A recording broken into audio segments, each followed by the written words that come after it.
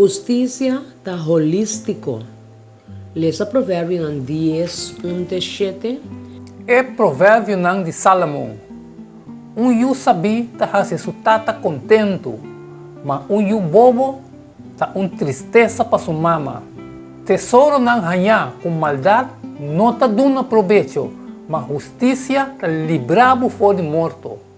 Senhor lo não permite pa injusto não passa hambre, mas desejo de malvado não eta tira banda.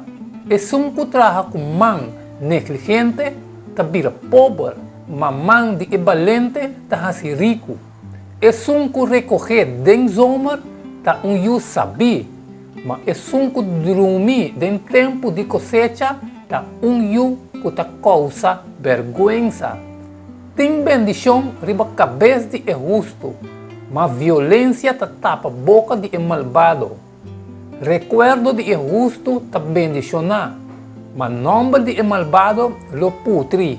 Quatro é diferente princípio não over de vida e fé que ta revela aqui não. Tem história over de homem de boto que a começar a bora buraco bom de supia não caminha que estava ta sinta. Ora que gente não den boto a exigir para stop e a contestar não. Nota boso assunto.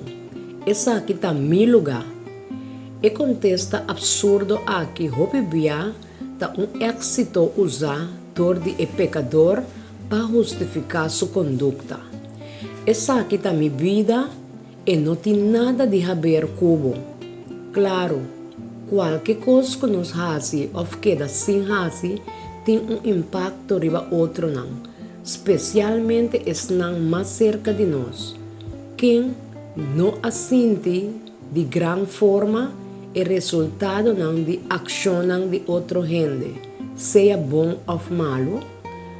É princípio de unidade entre vida espiritual, moral e vida físico-material tá queda tratar de verso 3:5.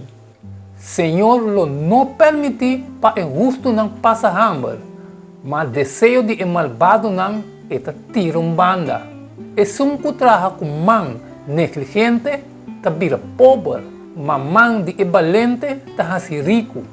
E sunco recoger den zomer ta yu sabi, mas e sunco dormir den tempo de cosecha ta yu que ta causa vergüenza. A ideia principal tá que maldade ou deficiência moral não tá paga, hasta se gente tá rico. E segundo, justiça sempre tá produtivo de ou outra maneira, hasta se gente tá pobre. De verso 6 e 7.